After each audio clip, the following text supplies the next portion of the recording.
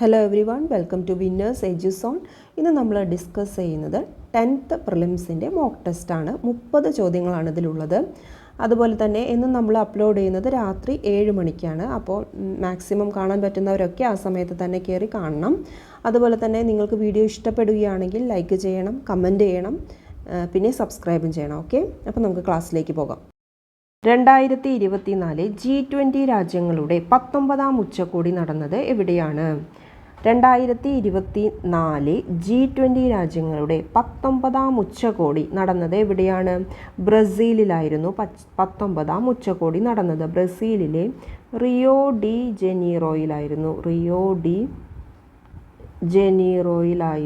19ാം ഉച്ചകോടി നടന്നത്. 2024 19ാം ഉച്ചകോടി നടന്നത്. 2023 എവിടെ വെച്ചായിരുന്നു? ഇന്ത്യയിൽ വെച്ചായിരുന്നു അല്ലേ? 2023 ഇത് ഇന്ത്യയിലെ ന്യൂഡൽഹിയിൽ വെച്ചായിരുന്നു നടന്നത്. ഇനി 2025 ഇത് ദക്ഷിണാഫ്രിക്കയിൽ വെച്ചാണ്. ദക്ഷിണാഫ്രിക്കയിൽ വെച്ചാണ് നടക്കുന്നത് 2025. ഇനി ഇതിൻ്റെ തീം എന്താണ്? ഒരു ന്യായമായ ലോകവും സുസ്ഥിര ഗ്രഹവും നിർമ്മിക്കുക. ഒരു ന്യായമായ ലോകവും സുസ്ഥിര ഗ്രഹവും നിർമ്മിക്കുക. തീം എന്താണ്? ഒരു ന്യായമായ ലോകവും സുസ്ഥിര ഗ്രഹവും നിർമ്മിക്കുക എന്നതാണ് ഇതിൻ്റെ തീം. ബ്രസീലിലെ റിയോ ഡി ജനീറോയിലാണ് 19ാം ഉച്ചകോടി നടന്നത്. 2024 73ാമത് മിസ് യൂണിവേഴ്സ് കിരീടം നേടിയത്. 2024 73ാമത് മിസ് യൂണിവേഴ്സ് കിരീടം നേടിയത് ആരാണ്? വിക്ടോറിയ കെജർ തെയിൽവിക് ആണ് മിസ് യൂണിവേഴ്സ് കിരീടം നേടിയത്. ഇവർ ഒരു ഡെൻമാർക്ക് സ്വദേശിയായ വിക്ടോറിയ കെജർ തെയിൽവിക്. ലോക പ്രമേഹ ദിനം നവംബർ 14. ആദിവാസി വിഭാഗത്തിലെ സ്വാതന്ത്ര്യ സമര സേനാനികളുടെ ഓർമ്മയ്ക്കായിട്ടാണ് നവംബർ 15 ജൻജാതീയ ഗൗരവ് ദിവസ് ആഘോഷിക്കുന്നത്. ഏത് സ്വാതന്ത്ര്യ സമര സേനാനിയുടെ ജന്മദിനമാണ് നവംബർ 15? ആദിവാസി വിഭാഗത്തിലെ സ്വാതന്ത്ര്യ സമര സേനാനികളുടെ ഓർമ്മയ്ക്കായിട്ടാണ് നവംബർ 15 ജൻജാതീയ ഗൗരവ് ദിവസ് ആഘോഷിക്കുന്നത്. ഏത് സ്വാതന്ത്ര്യ സമര സേനാനിയുടെ ജന്മദിനമാണ് നവംബർ 15? ബിർസ മുണ്ടയുടെ ജന്മദിനമാണ് നവംബർ 15. ഇദ്ദേഹം ജാർഖണ്ഡ് സ്വദേശിയാണ്.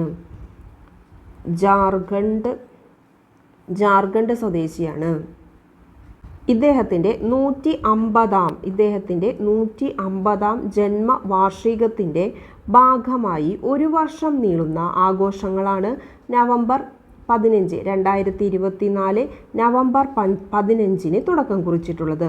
ഇദ്ദേഹം ഒരു ജാർഖണ്ഡ് സ്വദേശിയാണ്. ബ്രിട്ടീഷുകാരുടെ അടിച്ചമർത്തലുകൾക്കെതിരെ ഉൽ ഗുലാൻ എന്നറിയപ്പെടുന്ന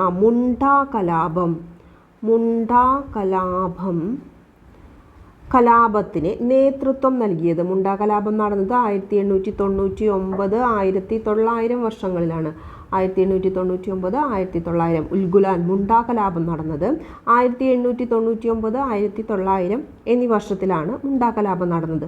ഇതിന് നേതൃത്വം നൽകിയതാണ് ബിർസ മുണ്ട. അദ്ദേഹം ജാർഖണ്ഡ് സ്വദേശിയാണ്. ഇദ്ദേഹത്തിൻ്റെ ജന്മദിനമായ നവംബർ 15 നമ്മളിപ്പോൾ ജൻജാതീയ ഗൗരവ് ദിവസായി ആചരിക്കുന്നത്. ജൻജാതീയ ഗൗരവ് ദിവസ് നവംബർ 15. രാജ്യത്തെ മികച്ച സമുദ്രബന്ധന സംസ്ഥാനമായി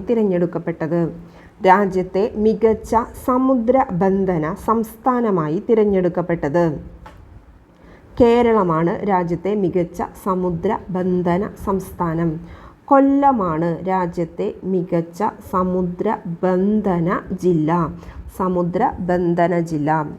രാജ്യത്തെ മികച്ച സമുദ്രബന്ധന ജില്ല ഏതാണ്? ജില്ല വരുന്നത് കൊല്ലമാണ്. എന്നാൽ സംസ്ഥാനമായി വരുന്നത് കേരളമാണ്.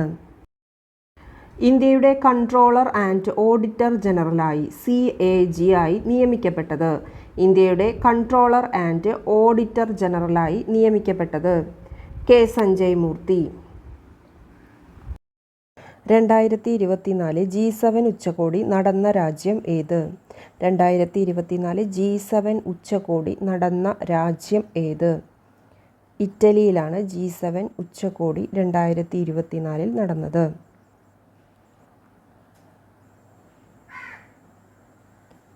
ഡെങ്കി വൈറസിനെതിരായി ജപ്പാനിൽ നിർമ്മിച്ച ഏത് വാക്സിനാണ് 2024 ലോകാരോഗ്യ സംഘടന അംഗീകാരം നൽകിയത്? ഡെങ്കി വൈറസിനെതിരായി ജപ്പാനിൽ നിർമ്മിച്ച ഏത് വാക്സിനാണ് 2024 ലോകാരോഗ്യ സംഘടന അംഗീകാരം നൽകിയത്? ടാക് 003. Rajiv Gandhi sports medicine centre സ്ഥിതി ചെയ്യുന്നത് എവിടെ?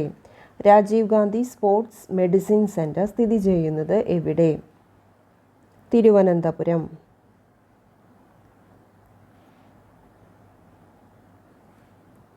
ഇന്ത്യയിലെ ആദ്യ റോബോ പാർക്ക് സ്ഥാപിക്കുന്നത് എവിടെയാണ്?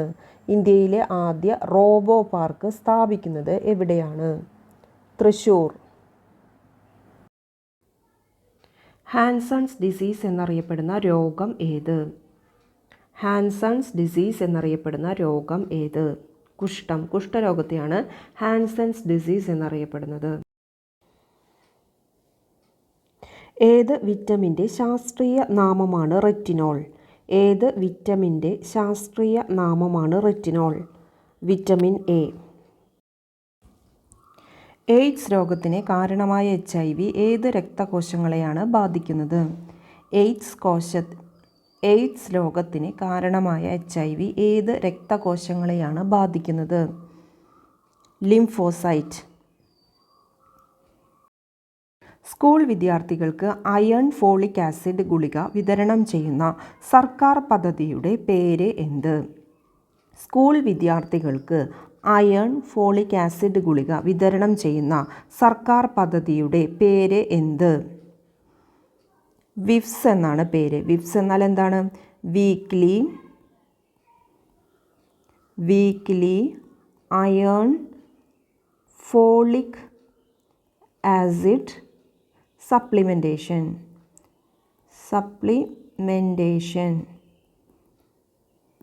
Weekly iron folic acid supplementation, വിഫ്സ് എന്നാണ് ഇതറിയപ്പെടുന്നത്.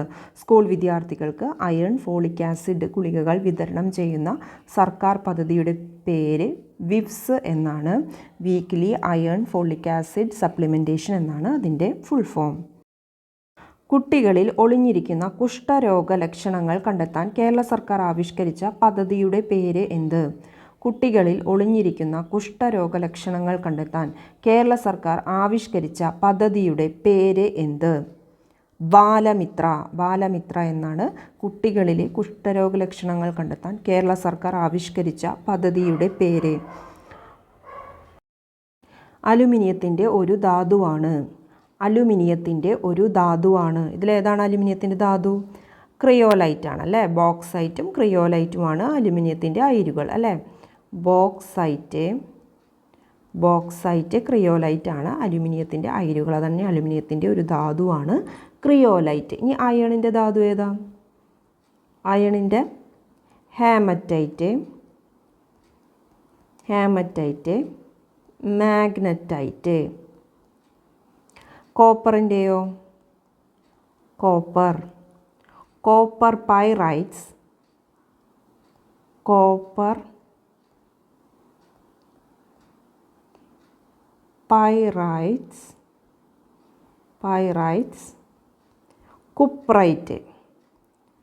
കുപ്രൈറ്റ്.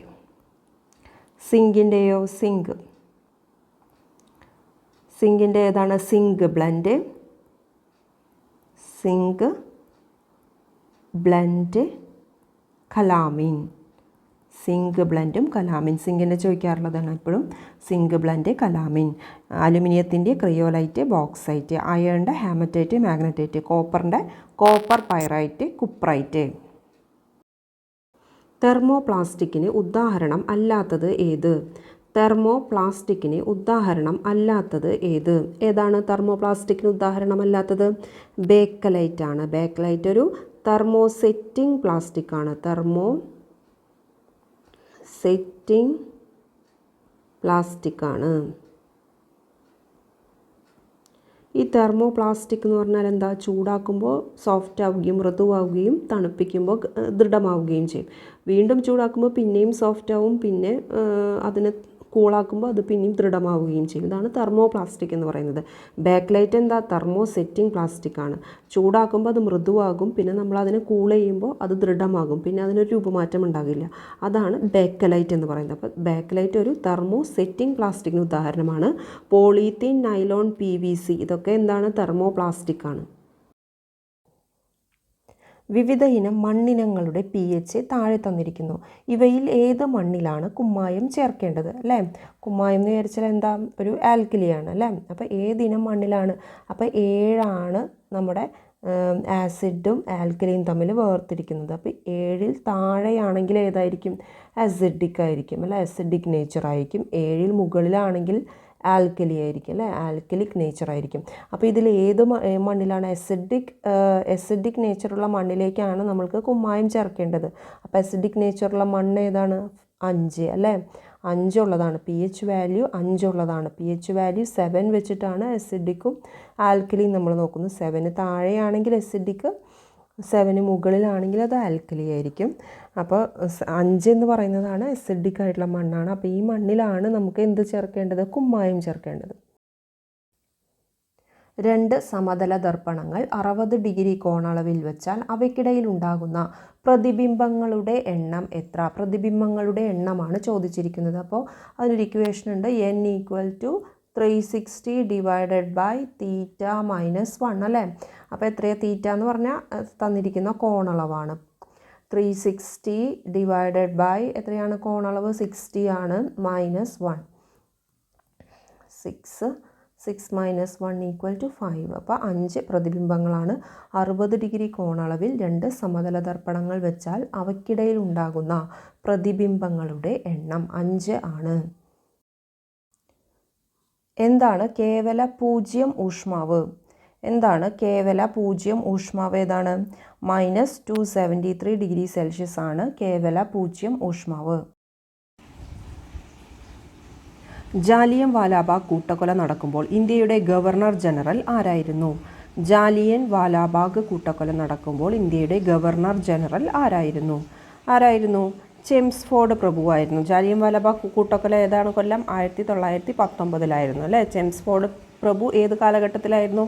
1916 മുതൽ 21 വരെയുള്ള കാലഘട്ടത്തിലായിരുന്നു ചെംസ്ഫോർഡ് പ്രഭു ഇന്ത്യയുടെ ഗവർണർ ജനറൽ ആയിരുന്നത്. ഓക്കെ, ഇദ്ദേഹമാണ് ഹോം റൂൾ പ്രസ്ഥാനം ആരംഭിക്കുമ്പോൾ, അതായത് ഇന്ത്യയിൽ ആനി ബസന്റും തിലകും, ബാലഗംഗാധര തിലകും കൂടെ ഹോം റൂൾ ആരംഭിക്കുമ്പോൾ, ഹോം റൂൾ പ്രസ്ഥാനം ആരംഭിക്കുമ്പോൾ ഇദ്ദേഹമായിരുന്നു വൈസ്രോയ് അല്ലേ? ചെംസ്ഫോർഡ് പ്രഭുവായിരുന്നു വൈസ്രോയ്. പിന്നെ 1916 ഒരു സന്ധി ഉണ്ടായിരുന്നല്ലോ. സന്ധി ഏതാ? ലക്നൗ സന്ധി അല്ലേ? ലക്നൗ സന്ധി ഒപ്പുവെക്കുമ്പോൾ ആരായിരുന്നു? ചെംസ്ഫോർഡ് പ്രഭുവായിരുന്നു. ആദ്യത്തെ വനിതാ സർവകലാശാല പൂനെയിൽ സ്ഥാപിക്കപ്പെടുമ്പോൾ, ആദ്യത്തെ വനിതാ സർവകലാശാല പൂനെയിൽ സ്ഥാപിക്കപ്പെടുമ്പോൾ ആരായിരുന്നു? ഗവർണർ ജനറൽ ആരായിരുന്നു? ചെംസ്ഫോർഡ് ആയിരുന്നു അല്ലേ? ഇനി 1919 എന്താ വേറൊരു കാര്യം കൂടി ഉണ്ടല്ലോ. ഗവൺമെൻറ് ഓഫ് ഇന്ത്യ ആക്ട് പാസ്സാക്കിയ സമയത്ത് വൈസ്രോയി ചെംസ്ഫോർഡ് പ്രഭുവായിരുന്നു അല്ലേ? വൈസ്രോയി ആരായിരുന്നു? Chelmsford Prabhu. Government of India act ആ സമയത്തും ചെംസ്ഫോർഡ് പ്രഭുവായിരുന്നു. അപ്പോൾ അദ്ദേഹത്തിൻ്റെ കാലഘട്ടം ഓർത്ത് വയ്ക്കാം. കാലഘട്ടം ഓർമ്മയുണ്ടെങ്കിൽ നമുക്ക് അതിൽ വരുന്ന കൊല്ലങ്ങളിൽ എന്തൊക്കെയാണ് സംഭവിച്ചതെന്നൊരു ഓർഡർ ഉണ്ടാവും. 1919 ജാലിയൻ വാലാബാഗ്. ആ സമയത്ത് ആരായിരുന്നു?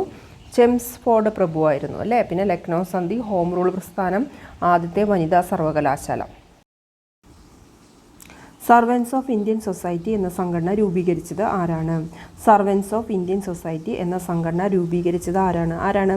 ഗോപാലകൃഷ്ണ ഗോഖലെയാണ് സർവൻസ് ഓഫ് ഇന്ത്യൻ സൊസൈറ്റി എന്ന സംഘടന രൂപീകരിച്ചത്. ഇന്ത്യൻ നാഷണൽ ആർമിയുടെ മുദ്രാവാക്യം എന്താണ്? എന്താണ്? ഐക്യം, വിശ്വാസം, ത്യാഗം എന്നതാണ് ഇന്ത്യൻ നാഷണൽ ആർമിയുടെ മുദ്രാവാക്യം. ഇത് പ്രവർത്തിക്കുകയാണ് കേട്ടോ. പ്രവർത്തിക്കുക അല്ലെങ്കിൽ മരിക്കുക. അതേതിൻ്റെ മുദ്രാവാക്യമാണ്? Quit India. ക്വിറ്റ് ഇന്ത്യ സമരത്തിൻ്റെ മുദ്രാവാക്യമാണ് പ്രവർത്തിക്കുക അല്ലെങ്കിൽ മരിക്കുക. ക്വിറ്റ് ഇന്ത്യ സമരത്തിൻ്റെ കൊല്ലം എന്നാണ് 1942 അല്ലേ? ഗാന്ധിജി ആഹ്വാനം ചെയ്താണ് പ്രവർത്തിക്കുക അല്ലെങ്കിൽ മരിക്കുക. ക്വിറ്റ് ഇന്ത്യ സമരവുമായി ബന്ധപ്പെട്ട് ഗാന്ധിജി നൽകിയ മുദ്രാവാക്യം ഏതാണ്? പ്രവർത്തിക്കുക അല്ലെങ്കിൽ മരിക്കുക. ക്വിറ്റ് ഇന്ത്യ സമരം നടന്നതെന്നാണ് 1942. നീലം കലാപം നടന്നത് ഏത് സംസ്ഥാനത്താണ്? നീലം കലാപം നടന്നത് ഏത് സംസ്ഥാനത്താണ്? ബംഗാളിലാണ് അല്ലേ? ബംഗാളിലാണ് നീലം കലാപം നടന്നത്. 1949 തദ്ദേശ സ്വയംഭരണ സ്ഥാപനങ്ങൾക്ക് ഭരണഘടനാ സാധുത നൽകണമെന്ന് നിർദ്ദേശിച്ച കമ്മിറ്റി. 1949 തദ്ദേശ സ്വയംഭരണ സ്ഥാപനങ്ങൾക്ക് ഭരണഘടനാ സാധുത നൽകണമെന്ന് നിർദ്ദേശിച്ച കമ്മിറ്റി ഏത് കമ്മിറ്റിയാണ്? PK Thungon committee. ഉപദ്വീപീയ ഇന്ത്യയിൽ കൂടുതൽ കാണപ്പെടുന്ന നൈസർഗിക സസ്യജാലം ഏത്? ഉപദ്വീപീയ ഇന്ത്യയിൽ കൂടുതൽ കാണപ്പെടുന്ന നൈസർഗിക സസ്യജാലം ഏത്? ഇലപൊഴിയും കാടുകൾ. ഇലപൊഴിയും കാടുകളാണ് ഉപദ്വീപീയ ഇന്ത്യയിൽ കൂടുതലായി കാണപ്പെടുന്ന നൈസർഗിക സസ്യജാലം. 44-ാം ഭരണഘടനാ ഭേദഗതി നടപ്പിലാക്കപ്പെടുമ്പോൾ ഇന്ത്യയുടെ രാഷ്ട്രപതി ആരായിരുന്നു? 44-ാം ഭരണഘടനാ ഭേദഗതി നടപ്പിലാക്കപ്പെടുമ്പോൾ ഇന്ത്യയുടെ രാഷ്ട്രപതി ആരായിരുന്നു? നീലം സഞ്ജീവ റെഡ്ഡി ആയിരുന്നു അല്ലേ? 44-ാം ഭേദഗതി എപ്പോഴാണ് നിലവിൽ വന്നത്? 1978 ഈ 44-ാം ഭേദഗതിയിലാണ് സ്വത്തവകാശത്തെ മൗലിക അവകാശങ്ങളുടെ പട്ടികയിൽ നിന്നും നീക്കം ചെയ്തത് അല്ലേ? 44-ാം ഭേദഗതിയിലാണ്. കൊല്ലം എത്ര? 1978. ആ സമയത്ത് ഇന്ത്യയുടെ രാഷ്ട്രപതി ആരായിരുന്നു? നീലം സഞ്ജീവ റെഡ്ഡി. ഗോദാവരി നദിയുടെ പോഷക നദി ഏത്? ഗോദാവരി നദിയുടെ പോഷക നദി ഏത്? ഏതാണ്? ശബരിയാണ്. ശബരിയാണ് ഗോദാവരിയുടെ പോഷക നദി. ഹിമാചൽ പ്രദേശിനെയും തിബറ്റിനെയും ബന്ധിപ്പിക്കുന്ന ചുരം. ഹിമാചൽ പ്രദേശിനെയും തിബറ്റിനെയും ബന്ധിപ്പിക്കുന്ന ചുരം ഏതാണ്? ഷിപ്കിലയാണ്. ഹിമാചൽ പ്രദേശിനെയും തിബറ്റിനെയും ബന്ധിപ്പിക്കുന്ന ചുരം ഷിപ്കില. ഇനി അടുത്തത് നോക്കാം. ലിപുലേഖ് എന്തിനെയാണ്? ഉത്തരാഖണ്ഡും തിബറ്റുമായി ബന്ധിപ്പിക്കുന്ന ചുരമാണ് ലിപുലേഖ്. ഇനി സോജില എന്താണ്? കാർഗിലിനെ ശ്രീനഗറുമായി അല്ലേ? കാർഗിൽ ശ്രീനഗറാണ് സോജില. ഇനി നാദുലയ സിക്കിമും ചൈനയും അല്ലേ? നാദുല, സിക്കിം, ചൈന. ഷിപ്കില ഏതാ വരുന്നത്? ഹിമാചൽ പ്രദേശ്, തിബറ്റ്. ഓക്കെ.